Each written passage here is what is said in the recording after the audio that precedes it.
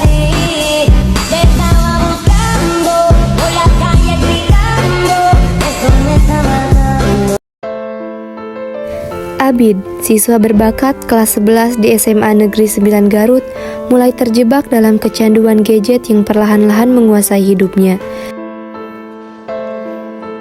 Setiap hari di sekolah, Abid tampak lebih asik dengan layar ponselnya daripada memperhatikan pelajaran atau berinteraksi dengan teman-temannya. Dia sering melewatkan tugas-tugas penting, bahkan saat ada guru menegurnya, perhatian Abid tetap sulit lepas dari gadgetnya. Abid, tugas Bu Yuni udah beres belum? Abid? Apa?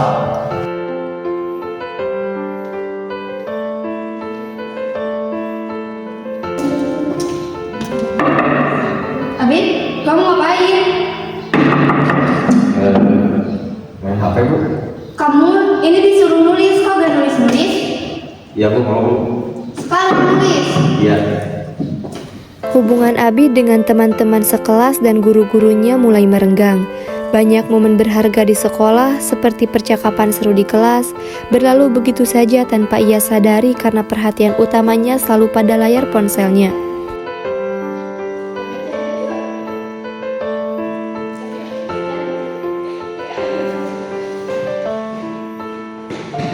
Namun, kecanduan Abid terhadap gadget tidak terjadi begitu saja. Semua berawal ketika ia merasa kesepian dan cemas menghadapi tekanan belajar yang semakin berat di kelas 11.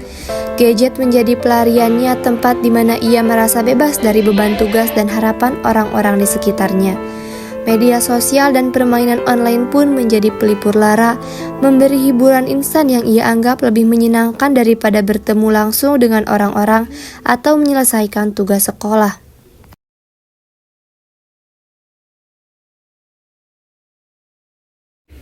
Waktu demi waktu, Abid makin sulit mengontrol diri.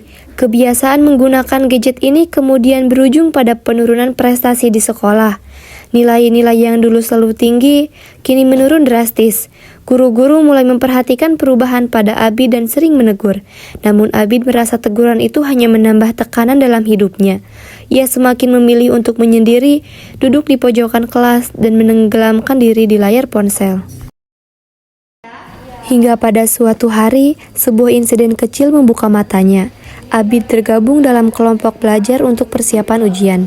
Namun, karena terlalu asik bermain gadget malam sebelumnya, ia tidak mengerjakan bagian tugas yang menjadi tanggung jawabnya.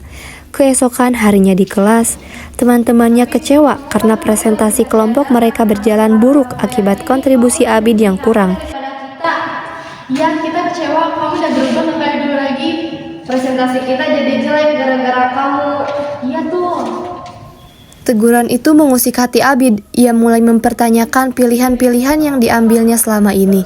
Ia teringat saat-saat ketika ia masih fokus pada belajar dan aktivitas sekolah. Saat-saat di mana ia merasa dihargai dan memiliki tujuan yang jelas.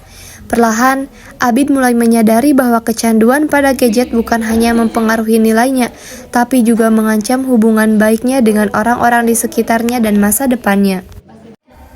Abid memutuskan untuk melakukan perubahan. Ia mencoba mengurangi waktu penggunaan gadget dengan disiplin, memasang batasan diri, dan mulai membuka diri untuk kembali berinteraksi dengan teman-teman dan guru-gurunya.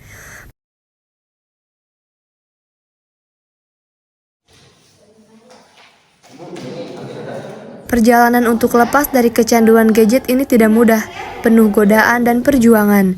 Tapi dengan tekad dan dukungan dari lingkungan sekolahnya, Abid berupaya untuk kembali menemukan dirinya yang dulu, siswa berbakat yang tak hanya unggul dalam nilai, tapi juga hadir sepenuhnya dalam kehidupan nyata di sekelilingnya.